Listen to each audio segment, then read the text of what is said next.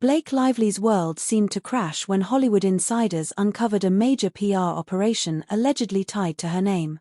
Reports suggest the campaign relied on misused data, exaggerated stories, and strategic media manipulation, all built to protect her image. What makes the revelation more startling is that Ryan Reynolds is said to have helped design the plan himself.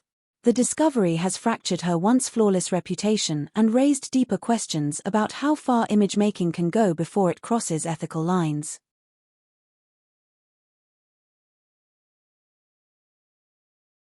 Now, Lively appears to be using every legal tool at her disposal: lawsuits, subpoenas, and her own celebrity influence to manage perception and silence those who challenge her. What once looked like ordinary reputation management has begun to resemble an orchestrated effort to control the narrative and pressure the public into admiration through intimidation rather than trust.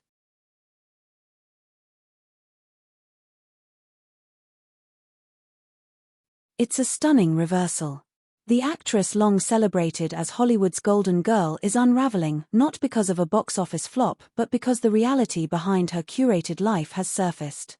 The coordinated outfits, the carefully filtered posts, the effortless charm with Ryan Reynolds, all the polish that once seemed enviable now feels rehearsed. Behind the sparkle lies a mounting legal tangle, a fatigued industry, and a reported $40 million scramble to clean up a collapsing brand. The illusion of perfection is fading fast.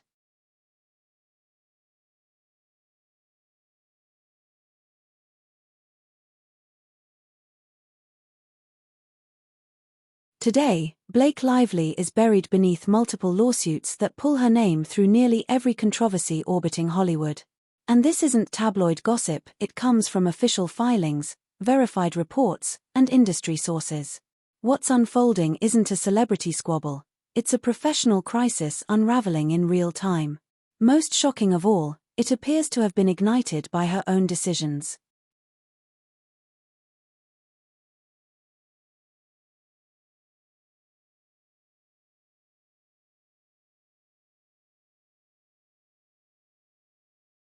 The hard truth is that Lively's reputation has reached its breaking point.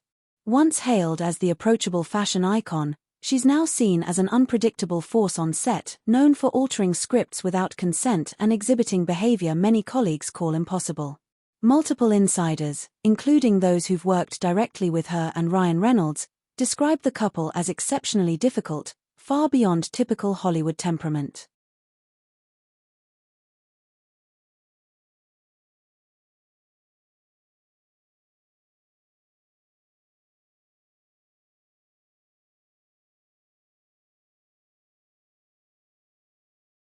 Even Reynolds, once admired for his everyman humor, has come under scrutiny.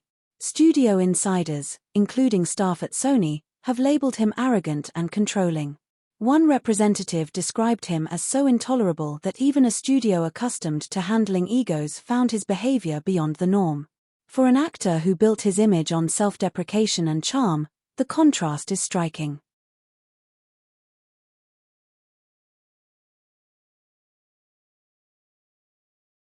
Sources say Lively's conduct on It Ends With Us was even more concerning. She allegedly overrode creative decisions, rewrote scenes, and dismissed collaborators, turning the film into a one-woman production rather than a team effort. What was once dismissed as rumor has become a widely accepted industry view. The public facade has slipped, revealing an actress whose control may have sabotaged her own project and then attempted to litigate her way out of the aftermath.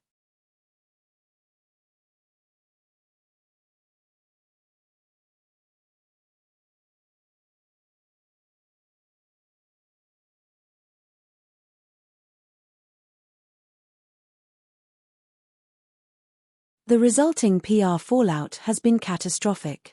Reports indicate that Lively's team spent over $40 million not on defense or evidence gathering but on image rehabilitation, social media cleanup, and suppressing unflattering coverage.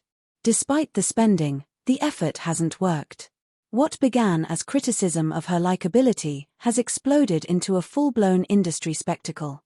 Instead of accepting honest feedback, she framed it as defamation.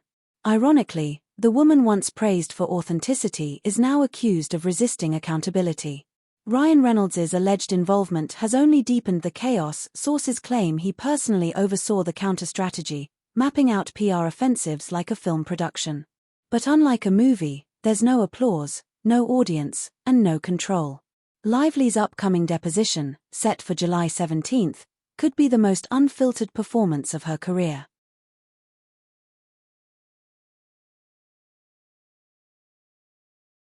Collateral damage has reached far beyond Hollywood. Philanthropist Steve Sowitz, long respected for his modest lifestyle and charitable giving, became unintentionally entangled in the turmoil. His foundation had donated tens of millions to women's programs and education initiatives, yet the fallout from Lively's legal campaign disrupted his work and reputation. Shockingly, reports say his family was threatened amid the chaos, and hundreds of charities lost funding. What began as a celebrity reputation battle evolved into a humanitarian setback, leaving lives and legacies harmed in its wake.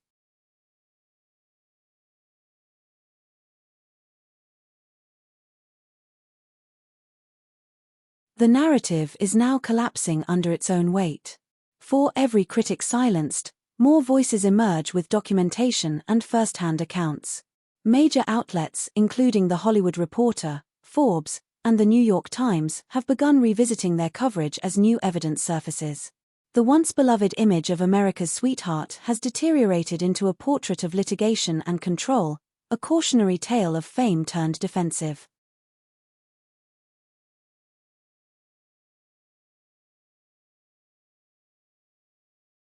What's happening isn't a smear campaign, it's exposure. Each attempt to manage the story only deepens the damage. Legal maneuvers backfire, PR statements unravel, and the narrative spins beyond the reach of even her closest advisors. With her deposition fixed for July 17 and a full trial set for 2026, 2 years of public scrutiny lie ahead. Every document, every contradiction, and every decision will face daylight. The story continues to write itself, authored not by rumor but by accountability.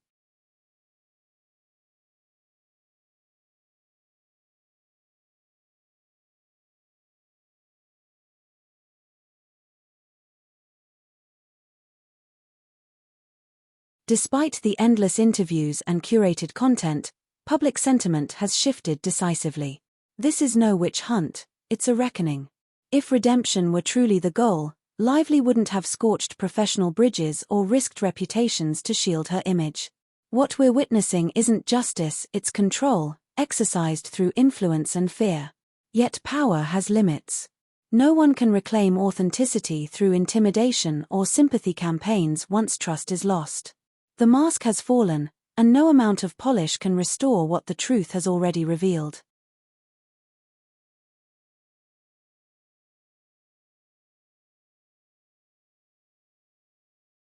The cracks widened once the court authorized the unsealing of private communications between Stephanie Jones and Lively's team. According to filings, Jones may have provided digital data before any subpoena was issued, an act that could be considered unauthorized evidence gathering.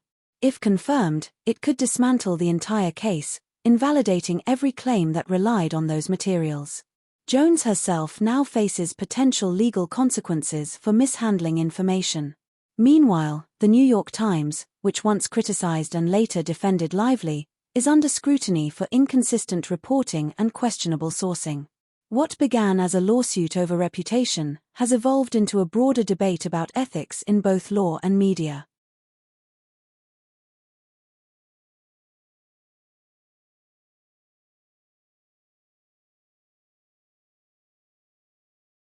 The deeper investigators dig, the clearer the pattern becomes.